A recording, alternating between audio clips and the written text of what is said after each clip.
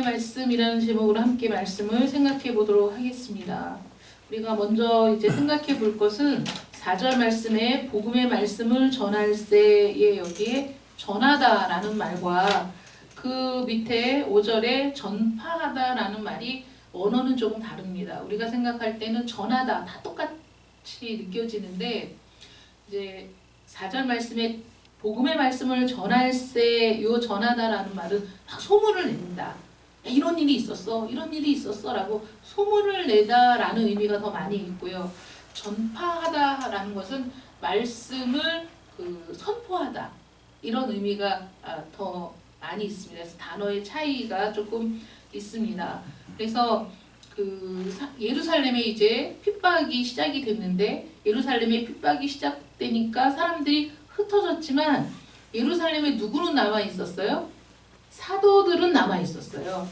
그러니까 사도들, 그러니까 정말 말하자면 머리가 되는 백성들을 가르쳐 왔던 사도들은 예루살렘에 남아 있었고 일반 성도들이 흩어졌는데도 그들이 예수에 대한 소문을 막 냈다는 거죠. 흩어진 곳에서 핍박을 받았으나 흩어진 곳에서 예수가 누구이고 무슨 일을 하셨고 예수님의 일생에 대해서 자기들이 알고 있는 것들을 말하기 시작했어요. 그런 흩어진 사람들이 예수에 대한 말을 막 전함으로 말미암아 그 다음에 이제 사람들이 복음의 말씀을 선포하는 것들이 훨씬 더 수월했겠죠. 생판 모르는 것보다 많은 사람들이 흩어졌고 그들은 예수의 소문을 쫙 내고 다녔어요. 근데 우리가 이런 일들을 볼 때 참 부끄러운 게 이들은 핍박 중에도 얼마나 경황이 없겠어요? 핍박을 받아서 자기가 그동안 살고 있던 모든 지역 안전하다고 생각했던 집을 다 버리고 각지로 흩어졌는데 그들의 삶이 얼마나 힘들고 불편하고 또 안정적이지 않은 상황에서도 그들은 자기가 누군가와 말을 할 수 있고 교제를 하게 되는 상황에서 언제든지 예수의 얘기를 했다는 거죠.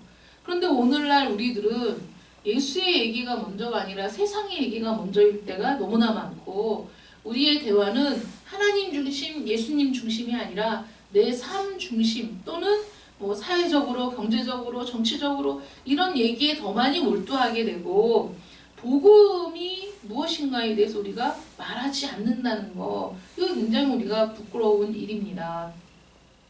왜냐하면 지금은 이 당시보다도 훨씬 더 안정적이고 우리는 훨씬 더 안전한 시대에 살고 있는 겁니다. 이 당시보다는. 그래서 어쨌든 성경은 뭐라고 얘기하냐면 예루살렘에 핍박이 시작되었을 때 그들이 흩어졌지만 결국 그것은 기독교의 확산이 되고 교회의 성장이 되었다라고 얘기를 하는데 그렇게 된 배경에는 일반 성도들이 가면서 예수님에 대한 소문을 막 냈다는 거예요. 그리고 빌립 같은 이제 이런 사람들은 가서 그 토양에 복음을 선포하고 그러면서 그 성읍이 그 말을 듣고 기뻐하고 세례를 받는 수가 많아지고 이런 놀라운 역사가 지금 일어난 그런 상황이죠. 그래서 여기에서 우리가 주목해야 될 것은 그들이 흩어져서 어떤 말을 했느냐. 야, 내가 예수를 만났는데 내가 병이 나았어. 내가 예수님이 손만 이런 각자의 체험, 믿음의 어떤 체험들이 누구나 다 있지만은 그 체험이 중점적인 게 아니라 복음의 말씀을 전했다. 체험이 아니라 복음의 말씀을 전했다. 말씀을 전할세. 이거는 모든 평신도들이 이렇게 했다는 거예요. 빌립이 사마리아 성에 내려가 그리스도를 백성에게 전파했다. 그래서 일반 성도들이나 또는 이런 안수를 받은 집사들이나 상관없이 그들이 했던 것들은 체험도 얘기하고 싶었겠죠. 얼마나 놀라운 일들이 많았겠어요. 그러나 그 체험에 국한되고 놀라운 일에 국한된 게 아니라 그 일을 행하신 주님에 대해서 이들이 전하기 시작했다는 거죠. 이들의 주제는 예수 그리스도였고 예수 그리스도의 생애와 그의 부활과 이런 것들이 그들이 너무나 놀랍게 생각하는 어디를 가든지 그 놀라운 일들을 전하게 되었다는 겁니다. 그래서 우리 그리스도인들, 우리의 신분은 체험에 달려있는 게 아니라 말씀과 진리에 우리의 신분이 달려 있어요. 우리가 그리스도인이 된 게 체험에 국한된 것이냐? 아닙니다. 복음의 말씀, 진리의 말씀으로 인해서 우리가 구원의 확신을 가지고 그리스도인이라고 자신 있게 말할 수 있는 겁니다. 그래서 그 복음의 말씀, 그 말씀은요, 더 워드예요. 그러니까 그 더라는 그 정관사는 한정되고 특정하는 거거든요. 그러니까 복음의 말씀이 막 사방에 흩어진 이런 게 아니라 딱 정확하게 그 복음의 말씀이 한정되어 있어요. 예수 그리스도. 예수 그리스도를 통해서 이루신 그 일에 한정되어 있고, 그 예수 그리스도께서 이 땅에 왜 오셨고, 무슨 일을 하셨고, 어떻게 죽으셨고, 또 부활하셔서 지금 그 하나님 우편에 앉아 계시다는 요 신앙의 고백, 사도들의 그 복음은 모든 성도들의 복음이고, 그 복음의 내용을 어딜 가서든지 전했다. 그러니까 그 말씀을 전하면 되는 거예요. 많은 사람들이 그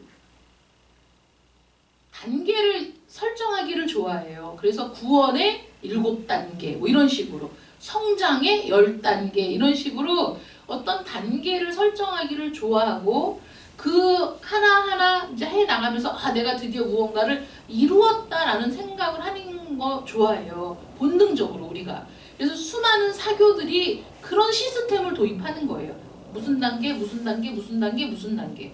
그래서 그 단계를 마치고 올라갈수록 자신이 어떤 그 지위가 향상되거나 아니면 영적인 그 능력이 향상된다라고 할 때 사람들이 그것들을 좋아하고 따라갑니다. 그런데 그 만약에 구원의 뭐 7단계, 이래서 7단계를 거쳐야지 구원을 받을 수 있다라고 얘기한다면 그거는 감히 이단이라고 말할 수 있어요. 왜냐하면 어떤 단계, 그래서 그 단계를 추구해가고 학습해가고 그렇게 어떤 것들을 이루었을 때 내가 구원이 확정되느냐? 그게 아니거든요. 구원이 그렇게 확정되는 게 아닙니다. 구원은 하나님의 선물이고, 구원은 그 내 영혼과 내 그 지정의 인격 가운데 동시에 일어나는 놀라운 변화이기 때문에, 신분이 그 순간에 완전히 달라지는 것이기 때문에, 그것이 어느 순간에 이루어졌다고 또 어떤 단계를 거쳐야 구원에 다다른다고 우리가 도식화해서 단계별로 쪼개서 말하기가 어려운 거예요. 하나님의 선물입니다.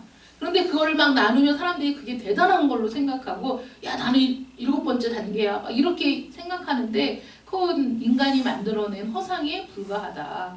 그래서 우리가 그 용어 사용에 좀, 우리가 진리를 추구한다. 진리를 추구해서 진리에 다다르는 게 아니라, 진리는 우리에게 그 임했고, 예수 그리스도를 통해서 우리는 그 진리를 만났고, 우리는 그 진리를 발견해 나가는 거예요. 점점 진리를 알았는데 그 진리의 풍성함을, 그 깊이를, 그 오묘함을 발견해 나가는 거예요. 이미 진리는 주어졌고, 우리가 추구해서 진리를 발견하는 게 아니라 진리는 만인이 보게 선포되었고, 모든 어두운 이 흑암에 덮인 세상에 빛으로 오셨거든요. 이 빛은 만방에 비치는 거예요. 빛이 뚫고 들어가지 않는 부분이 없어요. 다 들어가는데, 진리는 이미 그 빛으로 우리에게 왔는데, 우리는 그 빛이 얼마나 아름다운가, 그 빛이 얼마나 능력 있는가, 그 빛이 얼마나 깊고 오묘한가를 발견하며 기뻐하는 것이지, 내가 추구해서 이게 진리야 하고 진리를 붙드는 게 우리에게는 불가능한 일이라는 거죠. 그러므로 어떤 단계를 거쳐서 진리에 다다른다라고 얘기한다면 그거는 그 이단이라고 말할 수 있다는 거예요. 진리는 그래서 선포하는 겁니다. 그리스도인은 진리를 추구하는 게 아니고, 야, 아직은 뭐 명확하지 않아서 내가 뭐라고 말을 못하겠는데, 그게 아닌 거예요. 그리스도인은 명확한 겁니다. 내가 예수를 믿는 거예요. 영접하는 자, 곧 그 이름을 믿는 자들에게는 하나님의 자녀가 되는 권세를 주셨다. 이 말이 어려운 말이 아니잖아요. 예수님을 믿으면 하나님의 자녀가 된대. 이거는 어린 아이들도 하는 말이에요. 아이들도. 그래서 1차적으로 복음은 거창하고 심오하고 철학적인 게 아니라는 거죠. 그 신뢰가 성경에는 많이 나와 있는데 예수님이 복음을 전했을 때 백성들이 그 말씀을 즐겁게 듣더라. 그러니까 어린아이든 나이가 많은 사람이든 학식 있는 사람이든 못 배운 사람이든 상관없이 백성들이 그 말씀을 듣고 즐거워했다. 그러니까 그들이 이해할 수 있는 말이라는 거죠. 그러니까 복음이 만약에 많이 배운 사람, 학식이 있는 사람만 들을 수 있는 말이라면 그런 사람들만 구원을 받겠죠. 그런데 복음은 남녀노소 학식이 있고 없고에 아무 상관이 없어요. 1차 무식인 사람도 복음을 듣고 구원받을 수 있는 거고 어린아이도 구원을 받을 수 있는 거고 평생 기독교를 모르던 사람이 마지막 죽는 순간에도 복음을 듣고 구원받을 수 있는 게 복음이에요. 복음은 누구에게나 복음입니다. 누구에게나 복된 소식인 거예요. 가난하고 부자고 많이 배우고 못 배우고 어린아이고 어른이고에 상관없이 누구나 들을 수 있는 말 복음입니다. 아멘. 누구에게나 영향을 끼치는 말 복음이라는 것이죠. 빌립이 사마리아 성에 들어가서 복음을 전할 때 그 성에도 큰 기쁨이 있었어요. 모든 사람이 다 듣는 말. 어떤 할머니가 80세 된 할머니가 예배를 드리고 막 나오는데 어떤 사람이 할머니 예배 잘 드리셨어요? 잘 드렸지. 그리고 오늘 어떻게 말씀은 좀 알아들으실만 했느냐, 이해하실만 했느냐 이렇게 물어보니까 아유 나 같은 무지렁이 할망구가 그렇게 높으신 분이 하시는 말씀을 어떻게 이해할 수 있겠어? 그럼 그 시간에 앉아 하나도 이해하지 못하고 나가는 게 복음이 아니라 듣고 이해할 수 있는 말, 누구나 이해할 수 있는 말로 선포되는 게 복음이라는 거예요. 왜 쉬우냐면 이 모든 평신도들은 다 상황이 다르잖아요. 많이 배운 사람도 있을 거고 못 배운 사람도 있을 거고 젊은 사람도 있고 나이 든 사람도 있는데 이들이 흩어진 사람들이 두루 다니며 복음의 말씀을 소문을 낸다. 복음의 말씀을 가는 곳마다 전한다. 왜 그들이 전할 수 있었느냐? 그게 사실이기 때문에 그런 거예요. 실제로 일어난 사건이고 사실이고 보았고 들었고 그러니까 그들이 얘기할 수 있어요. 여러분들도 드라마를 보고 얘기하잖아. 그대로 옮겨서 얘기하잖아요. 내가 본 거니까. 내가 신문을 읽고 일어난 일들을 그대로 얘기하잖아요. 내가 읽고 그 사실을 알았으니까. 사실을 전하는 거는 어린아이나 할머니들은 또 얘기를 못하나? 할머니들도 보고 들은 얘기를 하는 거는 얼마나 잘해요. 아유 누가 그렇게 얘기했고 누가 그랬고 토시 하나 안 틀리고 얘기하시는 분들이 많잖아요. 내가 본 거, 내가 들은 거, 내가 확실하다고 느낀 거 분명히 그렇다고 내가 느낀 것들에 대해서는 사람들이 다짐까지 하며 손에 장을 지시라고 하면서도 얘기할 수 있는 거예요. 그러니까 예수님에 대한 일이 만약에 많은 사람들이 비판하면서 야 그거는 뭐 헛된 얘기고 꾸며낸 얘기고 그거는 그때 그런 얘기가 있었던 거고 라고 한다면 지금까지 이 복음이 전해질 수가 없는 거예요. 그들은 분명하게 그것을 사실로 보았고 들었고 받아들였기 때문에 어디에 가서든지 그거는 놀라운 일인 거예요. 야 이런 일이 있었어. 예루살렘에서 내가 왔는데 예루살렘에 이런 일이 있었다. 여러분 그런 일이 실제로 없었다면 사실 핍박도 할 필요가 없는 거예요. 누군가가 환상을 봤다. 이건 핍박할 거리도 안 돼요. 그러나 예수라는 인물이 그 당시에 틀림없이 있었고 그런 일이 분명히 일어났고 십자가에 못 박은 일이 있었고 그분의 죽음이 온 유대에 다 소문이 나서 그 사실을 보지 않았어도 누구나 알 수 있었다고요. 그런 것들을 경험하고 알고 있었기 때문에 그들이 나가서 전하는 데에는 그들이 많이 배웠든 못 배웠든 상관이 없었다. 누구나 얘기할 수 있었다. 교회에 다니는 사람들이 못 배운 사람이라도 어린아이라도 이 정도의 얘기는 다 할 수 있다. 나가서. 왜냐하면 나에게 있어서 너무 큰 사건이기 때문에 얘기할 수 있는 거예요. 가서. 아니 가서 부부싸움 한 얘기도 시시콜콜 다 하는데 내가 만난 예수를 왜 얘기를 못해? 미워하고 증오하는 사람에 대해서는 샅샅이 들어가면서 얘기할 수 있는데 왜 내가 만난 그 위대하신 분에 대해서 얘기를 못해? 얼마든지 자기 언어로 얘기할 수 있다. 그러면 복음은 그렇게 쉬운 거야. 이거는 못 배운 사람도 다 알 수 있는 거야. 우리가 그렇게 얘기하더라도 이것이 복음의 전부냐? 그건 아니에요. 왜냐하면 복음이 하나님의 생각을 얼마나 풍성하게 담고 있는가.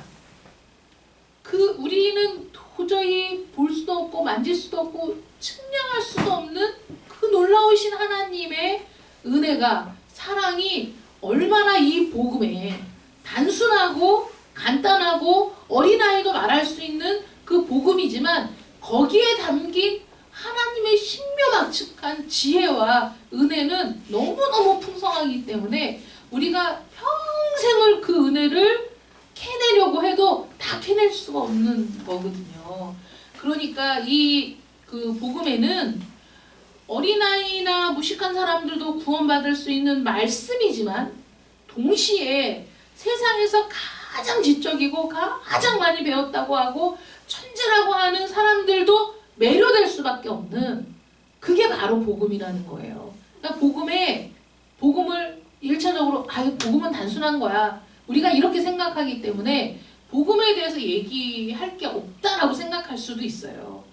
우리 어린아이들에게 복음을 이제 쉽게 얘기하기 위해서 복음 팔찌를 나눠줘요. 그러니까 복음이 뭐냐? 그러면 사람들이 모르는 사람도 많아요. 복음이 뭐지? 복음에 대해서 정확하게 듣지는 못한 것 같아. 이렇게 얘기하거든요. 복음. 교회에서는 그렇게 복음 얘기를 하는데 복음이 무엇인가 여러분 고민해 본 적 있어요? 정말 복음이 뭔가? 복음이 그 복음 팔찌, 그래서 이제 유치부 애들 이거 팔찌 만들고 뭐 이런 거 우리도 청년들이랑 했잖아요.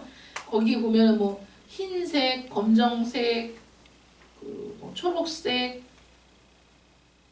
노란색, 빨간색, 파란색, 빨간색, 노란색, 검정색, 흰색 이렇게 복음 팔찌를 만들어요. 그래서 그 창조주 하나님에 대해서 얘기하고, 노란색 같은 경우에는 하나님의 영광을 뜻하는 거예요. 그래서 복음 팔찌를 채워주면서 이거는 온 세상을 만드신 하나님을 뜻해. 뭐 이렇게 얘기를 해요. 애들한테 간단하게. 하나님이 온 세상을 만드셨어. 하나님은 영광의 하나님이야. 뭐 이렇게 얘기하고, 그런데 하나님이 이 세상을 창조하시고 우리를 사랑하시고 하나님 너무 영광스러우신 분이신데 우리는 하나님께 가까이 갈 수가 없어. 왜냐하면 우리가 죄인이기 때문이야 라고 얘기할 때 그 죄에 대해서도 죄가 뭔지 애들은 사실 잘 모르지만 모르진 않아요. 사실은 애들이 죄라는 것이 우리는 너무 복잡하고 위선적이기 때문에 우리는 죄를 막 감추지만 아이들은 죄 그러면 엄마 말 안 들은 거 이렇게 얘기해요. 엄마 말 안 들은 거, 동생이랑 싸운 거, 또 뭐 언니나 오빠를 미워한 거 이렇게 애들이 얘기를 해요. 걔네들 수준에서는 그게 죄예요. 거짓말한 거 이런 거. 그러니까 죄라고 얘기하면 걔네는 그걸 막 되게 공포스럽게 생각해요. 죄가 얼마나 무서운지 막 얘기하면 그럼 이제 애들 수준에 맞춰서 그런 것도 다 죄야. 그런데 그런 것뿐만 아니고 어떤 게 죄라고 가르치냐면 하나님이 기뻐하지 않는 모든 생각, 모든 행동, 그게 죄야 이렇게 얘기해요. 여러분 그 죄라는 개념은 여러 가지로 생각할 수 있고 우리가 막 지식적으로 뭐 들어가서 파헤치고 언어가 어떻고 막 이럴 수 있지만 가장 간단하게 얘기하자면 그거잖아요. 하나님이 기뻐하시지 않는 모든 생각은 죄고 모든 행동도 죄야 이렇게 얘기를 해요. 그 다음에 그런데 하나님께서 예수님을 보내셔서 우리 그 모든 죄를 깨끗하게 하시려고 예수님을 보내주셨어. 그래서 예수님이 우리 대신 십자가를 지고 죽으셨어. 그걸 나타내는 색깔이 빨간색이야. 그래서 우리가 그걸 믿으면 하얀색, 깨끗해진다. 죄가 싹 사해진다. 그러니까 죄가 용서된다. 그래서 깨끗하게 된다. 이런 얘기를 해주고 파란색은 하나님의 뭐 위엄, 하나님의 거룩하심 뭐 이런 걸 얘기하는 건데 뭐 느낌마다 다르지만은 이런 얘기를 해줘요. 그러면서 이렇게 용서받고 깨끗해져서 하나님 나라에 가기 위해서는 예수님을 믿어야 돼. 이런 얘기를 하면서 얘들하고 영접기도 하고 이렇게 하잖아요. 간단하게 얘기하자면 그게 복음인 거죠. 우리가 이 죄에서 깨끗함을 받아서 하나님께 갈 수 있는, 하나님의 나라에 들어갈 수 있고 하나님과 교제할 수 있는 그 상태가 되는 것, 이게 구원인데, 그렇게 어린 아이들도 얘기했을 때 아이들 수준으로 이해하고 받아들이고 그리고 복음을 전하는 거예요. 그 아동부 걔가 2학년이었는데 그때 우리가 이제 그 동그랗게 앉아가지고 아이들하고 복음을 이제 설명하고 그리고 기도하고 그 다음에 그 각자 이제 기도 제목을 내놓고 손 붙잡고 같이 통성으로 기도하고 이런 그 시간이 있었는데 그 아이가 많이 울면서 기도를 했어요. 근데 그 다음에 얘가 교회를 안 나온 거예요. 그래서 신방을 갔는데 왜 안 나왔니? 그랬더니 집에서 부모가 난리가 난 거예요.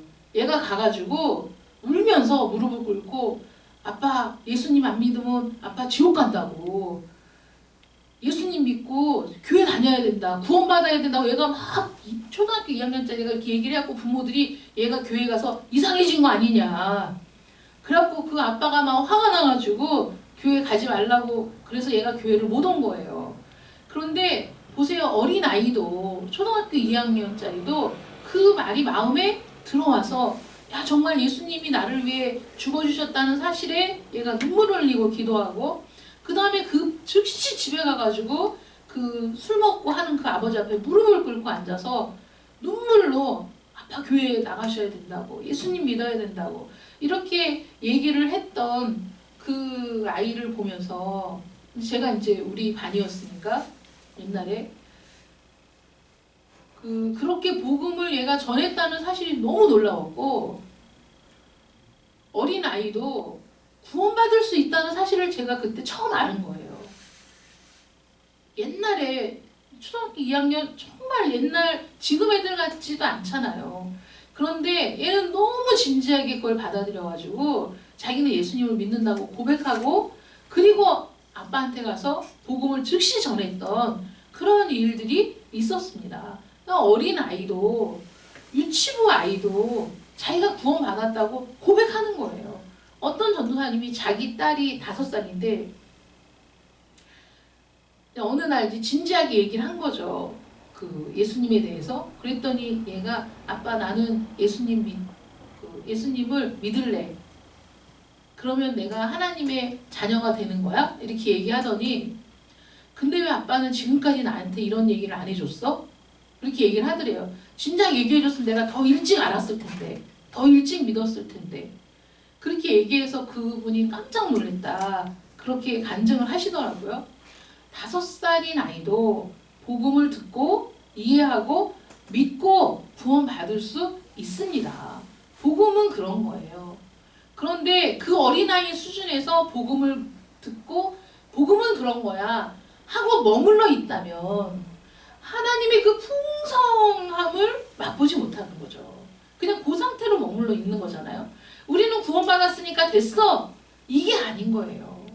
그 복음에는 죄에 대해서 우리가 생각하고 하나님의 영광에 대해서 생각하고 그리스도께서 우리를 죽으신 그 은혜에 대해서 생각해도 그 하나하나만 가지고 우리가 묵상하며 생각을 해도 우리의 평생을 걸려도 생각할수록 그 말씀을 묵상할수록 날마다 새롭게 더해지는 은혜가 있는 놀라운 말씀이 복음의 말씀인 겁니다. 그러므로 우리가 하나님의 말씀을 깊이 알기 위해 성경을 읽는 일은 너무나 중요한 일인 거예요. 복음을 들었어도 알고 있어도 그러나 그 복음이 나에게 어떻게 그 적용이 되고 어떻게 들어오고 얼마나 기쁨이 되고 얼마나 감격이 되는지 구원을 받았어도 그 구원을 묵상할 때마다 눈물이 나고 예수 그리스도께서 나를 위해 십자가에 달려 죽으셨다는 사실을 내가 너무 잘 알고 있는데도 어느 순간에는 그 본문을 읽다가 통곡을 하게 되고 그 본문을 읽으면서 가슴이 찢어지는 경험을 하면서 그 은혜에 더 깊이 들어가고 그 사랑을 더 깊이 만나고 하나님의 영광을 더 놀랍게 경험하는 일들이 복음의 말씀을 깊이 알아가는 가운데 있는 거예요. 이거는 내가 새롭게 발견하는 게 아니라 이미 우리에게 주어지고 이미 우리에게 부어주신 은혜와 사랑을 우리가 더 깊이 들여다보게 되는 거죠. 더 깊이 만나게 되는 거예요. 이것이 하나님의 풍성한 은혜, 하나님의 놀라운 은혜가 담겨있는 이 복음은 그러므로 가장 지적인 자들, 모든 시대의 지성인들도 거기에 매료되어 깊이 들어가서 자기가 경험하고 보고 확인하고 했던 그 모든 것들이 또 위대한 문학작품으로 위대한 그 교리서로 나오게 되는 것이 바로 그런 거예요. 그러므로 복음은 모두를 포괄하고 있으며 그 안에서 끊임없이 우리가 성장할 수 있는 그런 그 기틀이 되는 거죠. 그래서 그 자리에 머물러 있다면 우리는 어린아이와 같은 신앙이고 복음의 말씀을 소문내는 단계도 있지만 전파하는 단계도 있는 거예요. 빌립도 평신도인 겁니다, 여러분. 그러므로 우리가 어린아이처럼 유치부아이처럼 내가 들은 것들을 그대로 소문을 내는 그런 단계에 있다가도 우리는 성장하고 성장해서 어디에서든지 그리스도에 대해서 전파할 수 있는, 선포할 수 있는 그런 사람이 돼야죠. 그리스도의 장성한 분량에 이르기까지 성장해 가라는 건 성장해야만 구원을 받는다는 게 아니라 구원을 받았으나 그 구원에 그 상태로 머물러 있지 말고 그 구원이 얼마나 풍성한 건지 얼마나 놀라운 건지 얼마나 거기 하나님의 지혜가 담겨 있는지를 우리가 성장해가면서 더 깊이 알아가서 그래서 그리스도의 장성한 분량에 이르기까지 우리의 지식이 자라가고 믿음이 자라가고 그 은혜가 자라가기를 원하셔서 하시는 말씀이죠. 너무 놀라운데 요만한 거 알고서는 이제 됐어 라고 만족하고 있으면 얼마나 답답하겠어요. 야, 더 큰 게 있어. 더 놀라운 게 있어. 네가 보지 못하는 더 아름다운 것이 있어. 그걸 보기를 원하시는 하나님께서 우리가 성장하기를 원하신다. 그러므로 그리스도인이 된 뒤에는 내가 구원받았다는 기쁨을 가지고 살아야 되지만 그 기쁨이 우리를 어떻게 자극해야 되냐면 더 알고 싶다. 내가 더 보고 싶다. 하나님의 그 풍성한 그 은혜를 내가 더 많이 내가 깨닫고 싶다. 라는 갈망이 여러분들에게 있기를 축원합니다. 아멘.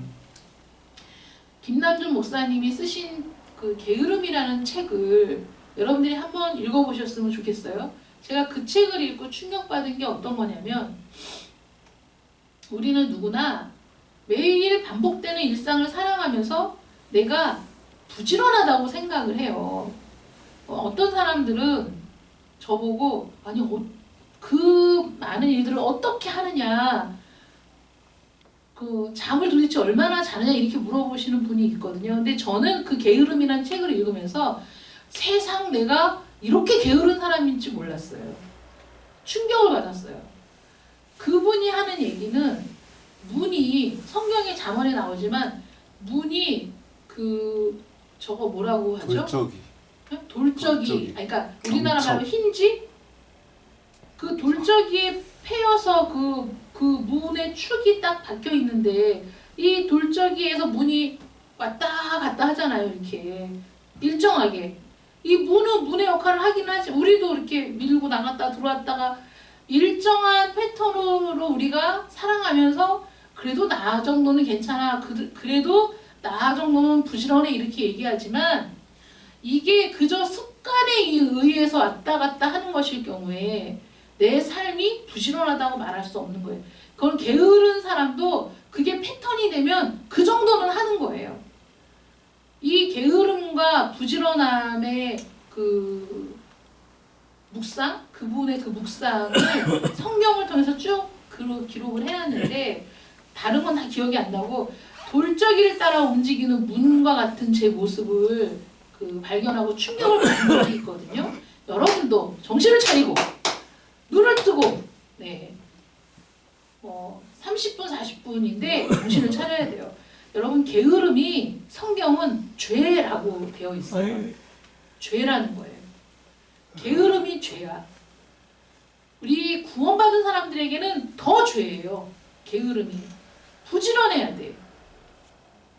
부지런해야지 내 할 일을 할 수 있어. 여러분들은 이 세상 사람보다 2배는 부지런해야 돼요. 왜냐면 2집 살림을 하니까. 여러분 우리가 알잖아요. 한 부모는 여러 자식을 기를 수 있는데 여러 자식이 한 부모를 모시지 못해요. 우리 다 느끼고 있잖아요. 버거워요. 한 집만 더 늘어나도 버거운 거야. 그런데 우리가 이 영적인 삶을 추구하면서 육적인 삶도 유지해 나가는 두 살림을 하는데 우리가 정신 차리고 부지런하지 않으면 어떻게 이거 감당할 수 있겠어요? 부지런해야 되잖아요. 시간을 아껴 쓰고 정신을 차려야 돼.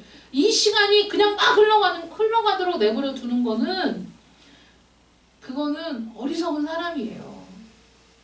이 흘러간 시간은 다시 잡을 수도 없어. 흘러간 시간을 다시 땡겨올 수도 없어. 지나간 시간은 그냥 끝인 거야. 그래도 감사하게 내게 또 하루가 주어져. 오늘 내게 주어진 이 하루를 어떻게 살 것인가. 고민도 없고 생각도 없고 내일 내가 무슨 일을 할 것인가 생각도 없이 사는 사람은 그 다음날 어떤 일, 여러분 생각해보세요. 제가 어떤 일을 계속 미루고 있어요. 내일 해야지. 그 다음날 또 못했어. 또 내일 해야지. 또 내일 해야지. 그러다가 정말 더 이상 미룰 수 없는 상황이 됐을 때 그때는 죽어도 이 일을 해야 되는데 그럴 때 꼭 다른 일이 생겨요. 그러면 스트레스가 가중돼요. 그래서 폭발할 것 같아요. 근데 그런 상황 속에서 우리는 다른 사람을 원망하기 쉽죠. 누구 때문에? 라고 생각하기 쉬워요. 그리고 왜 이렇게 나는 일이 많은 거야? 이러면서 분노해요. 그리고 그 일을 처리할 수 없는 상황이 됐을 때 모든 걸 다 팽개치고 그냥 나는 다 사라지고 싶다. 이런 생각을 하게 되는데 그 원인을 따져보면 사실은 내가 미루었던 것들 때문에 일어난 일이에요. 오늘 하루를 내가 할 일을 미루지 않기 위해서 나는 어제를 잘 살아야 돼요.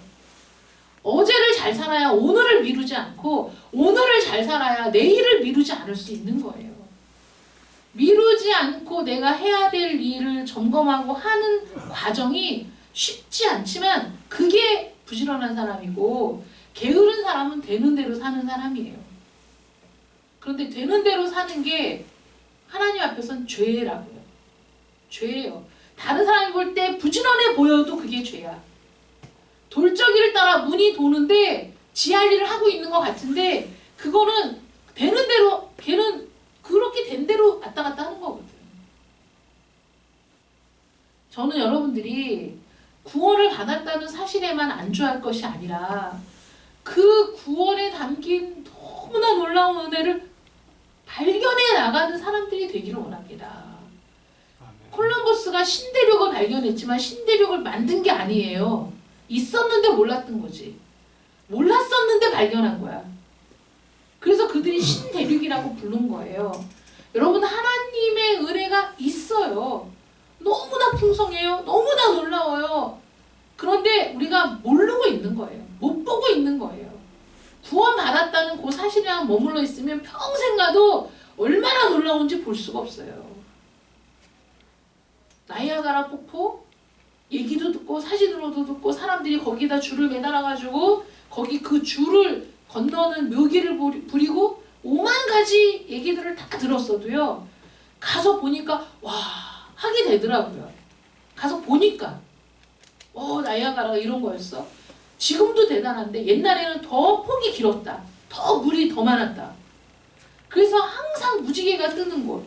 그 가이드가 여러분 무지개가 보이시나요? 네, 무지개 보입니다. 여러분들 행운아입니다. 아무 때나 볼 수 있는 게 아니에요. 근데 제가 그 말을 곰곰이 생각했는데 그건 거짓말이야. 아무 때나 볼 수 있어요. 왜냐면 거기는 수없이 많은 물방울이 막 튀기면서 그 햇볕만 비치면 그 물방울이 반사돼서 무지개가 보일 수밖에 없는 곳이거든. 쌍무지개가 보이고 무지개가 걸쳐있는 것처럼 보이고 너무나 아름답게 보이는데 여러분 그게 그 말만 들어갖고는 알 수 있나요? 가서 보니까 야 나이아가라 폭포가 이거구나 이렇게 알 수 있잖아요. 우리가 하나님의 말씀을 읽다가도 그것이 내가 직접 나이아가라를 본 것 같은 하나님의 은혜와 사랑이 너무나 실제적으로 확인되고 느껴지는 순간들이 있다니까요. 너무 경이로운 순간들이 있는 거예요. 그런데 그 자리에만 머물러 있다면 여러분들은 그 놀라운 것들을 전혀 맛보지 못한 채로 평생을 살아가는 겁니다. 저는 여러분들이 이 복음의 말씀에 깊이 매료되어 하나님의 말씀이 얼마나 풍성한지 얼마나 놀라운지를 경험하는 여러분들 되시기를 바랍니다. 근데 그 일을 위해서는 부지런해야 돼요. 잠자고 있거나 늘어져 있거나 TV 리모컨만 가지고 이리저리 엑스레이를 찍고 있다가는 아무것도 못해. 이리 뒹굴 이쪽에 엑스레이 한번 빠방 찍고 좀 불편하니까 뒤집어서 이쪽으로 누워가지고 한 손에 핸드폰 한 손에 리모컨 붙들고 또 이렇게 누워서 보고 있다. 아, 이 자세도 불편해. 다시 일어나서 또 소파에 기대어 있다가 오만 포즈를 다 취하면서 그 앞에 붙들려 있다면 그렇다면 우리는 다른 것을 할 수 있는 모든 시간을 다 뺏겨버리는 거예요. 의미 있는 일, 창조적인 일, 보람된 일, 또 나에게 말할 수 없는 기쁨을 주는 그런 일들을 해야 돼요. 나는 출근했다가 퇴근해서 난 하루 종일 일하고 왔으니까 나는 이걸로 됐다? 여러분 그렇지 않아요. 누구나 일해요. 누구나. 집에 있는 사람도 일해요. 아침부터 저녁까지 다 일합니다. 그 일하는 시간만 가지고 내가 할 일을 다 했다고 생각하고 먹고 자고 사는 인생은 아무 의미가 없는 인생인 거예요. 여러분들의 시간을 어떻게 사용할 건지 다시 한번 보시고 내가 무언가를 하려면 반드시 시간이 필요해요. 어떤 일을 하려면 반드시 시간이 필요해. 이게 진리예요. 근데 내가 무슨 일을 하든지 시간이 필요한데 그 시간을 어디서 끌어와야 되느냐? 어떤 시간을 내가 끌어와서 그걸 할 수 있느냐? 그래서 시간의 우선순위라는 게 있는 거죠. 내가 가장 우선할 게 무엇인가? 내가 일을 하는 사람이면 출근하고 퇴근을 하는 시간은 어쩔 수 없어. 일을 해야 돼. 그 외의 시간 중에 내가 무엇을 할 것인가? 무엇이 중요한가를 생각할 때 내가 하나님의 말씀을 읽고 묵상하는 것이 가장 중요한 일이야. 이런 게 우선순위인 거예요. 그럼 그 시간을 빼야 돼. 어디서 뺄까? 내가 보고 싶은 거 다 보고 자고 싶은 거 다 자고 누워있을 거 다 누워있고 내가 그 시간을 막 흘려보내는 그 시간들을 주어서 내가 이 시간만큼은 반드시 떼어놓을 거야. 그 시간을 떼어놔야지. 그래야 그 시간이 내 거가 되는 거예요. 아니면 멍청하게 앉아있다가도 서너 시간이 금방 가요. 아무것도 안 하고도 금방 가요. 제가 옛날에 묵상을 그런 걸 한 적이 있어요. 설거지통에 설거지가 하나 가득 있는데 소파에 앉아가지고 리모컨을 누르면서 제가 생각을 해요. 아, 나 10분 뒤에 일어나서 설거지를 싹 하고 이게 보고 있다가 일시정지 버튼도 있잖아요. 일시정지 버튼을 딱 누르고 내가 일어나서 설거지를 싹 하고 치우고 그리고 다시 마저 봐야지 생각을 했어요. 생각을 했는데 일시정지를 누르는데 너무나 큰 결단과 너무나 큰 그 단호함이 필요한 거예요. 안 되는 거야. 그래서 그 드라마를 다 봤어요. 그 다음에 그러니까 시간이 지났어. 시간이 지나니까 또 하기가 싫어요. 그래서 그걸 보면서 야 누군가 그 머릿속으로 일어나서 설거지 하는데 몇 분 다 정리하고 막 생각은 했지만 내가 실제로 일어나지 않으면 그 일은 일어나지 않아요. 실제로 일어나서 그 설거지통에 손을 집어넣지 않는 이상은 절대 그 설거지는 다 되어 있지 않아요. 제가 그때 말씀을 묵상하면서 내가 일어나는 것, 자리를 털고 일어나서 저 개수대까지 가서 그 개수대통에 손을 집어넣는 그 순간 그 일이 이루어지는 거지. 생각만으론 아무것도 안 된다. 앉아있다간 아무것도 안 된다. 근데 그거를 누가 해? 하나님이 그냥 목덜미를 붙잡고 일으켜서 그 계수대 앞에 나를 세워놔야 일을 하나? 하나님이 그렇게 일하시진 않으시잖아요. 그러니 여러분, 우리가 얼마든지 게으름을 부리고 얼마든지 일을 미루고 얼마든지 뭉기적거릴 수 있는데 누구도 나의 일을 대신해 주지 않아요. 그러면서 시간은 가고 그러면서 무의미하게 지나가는 것들이 다 어떻게 오냐면 무기력함으로 오고, 나는 이 정도밖에 안 된다는 자괴감으로 오고, 그러면서 내가 뭉기적거리고 있는 시간 동안 우울감이 들고 만사가 귀찮고 짜증나고 더 하기 싫고, 하루가 지나니까 설거지거리는 더 쌓여있고, 그러면 될 대로 되라죠. 될 대로 되라. 이게 죄입니다. 하나님이 미워하시는 죄예요. 게으름은 집안이 좀 지저분하고 그 정도로 끝나는 게 아니라 나를 파괴하는 거기 때문에 하나님이 미워하시는 거예요. 나를 사랑하시는데 나를 파괴하고 있어. 내가 게을러서 퍼져가지고 아무것도 안 하고 있으면서 머리 생각만 하고 있어. 생각을 하는데 움직이지 않아. 이러면서 시간을 보내고 있어. 이것이 나에게 얼마나 큰 독이 되는지를 아시기 때문에 미워하시는 거예요. 그래서 게으르면 안 돼요. 그리스도인은 아무것도 못해. 어떤 것도 발견할 수 없어. 진리에 다가가지도 못해.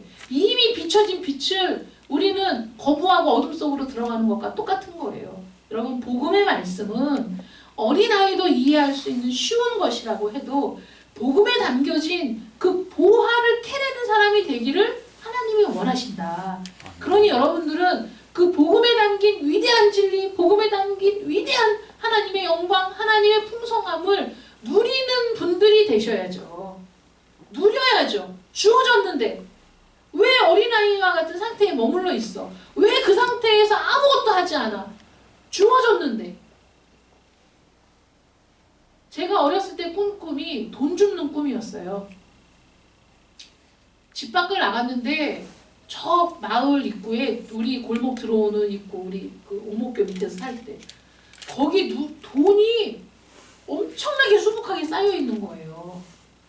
아니, 이거를 빨리 엄마 아빠한테도 얘기하고 동생들한테도 얘기해야 되는데 그 돈을 보니까 마음이 급해가지고, 돈 꿈은 다 꾸는 건가? 막 가가지고 돈을 막 주워가지고 주머니에 집어넣는데, 집어넣고 빼려고 그러면 또 돈이 막 떨어지면 또 막 정신없이 돈을 주워갖고 집어넣는데 왜 내 주머니는 2개밖에 없는 거야. 아, 뭐 봉지라도 있어야지 주술 수 있는데 막 이러면서 막 꿈에 막 너무 안타까워가지고 돈을 주우면서도 막 속이 아픈 거야. 아니, 봉지도 없고 뭐도 없고 사람들은 막 주워가는데 나는 더 많이 돈을 집어넣어야 되겠는데 돈을 어디 넣으려고 해도 주머니도 왜 이렇게 쬐끔해. 막 그 주머니를 찾아갖고 어디에 더 넣을 수 없나 막 이러다가 꿈이 깼는데, 그게 꿈이 깨고 나서도 너무 분한 거예요. 꿈인데 아, 이거 내가 더 주웠어야 되는데. 여러분, 돈이라면 사람들이 죽기 살기로 달려들어서 얼마든지 더 잡으려고 할 거예요. 그런데 그 돈과는 비교할 수 없는 하나님의 은혜, 비교할 수 없는 그 풍부한 금의 풍부함보다 더 풍부한 하나님의 은혜를 하나님이 다 공개하고 그 금광을 열어젖혀가지고 누구든지 와라, 누구든지 캐내라, 누구든지 누려라 이러시는데도 우리는 앉아가지고 리모컨만 붙들고 있고, 앉아갖고 이리저리 엑스레이만 찍고 있고 방바닥에서 스캔만 하고 있다가 시간을 다 보내고 하나님 앞에 가면 하나님이 너는 뭐 하다 왔니? 그러면 할 말이 없을 거예요.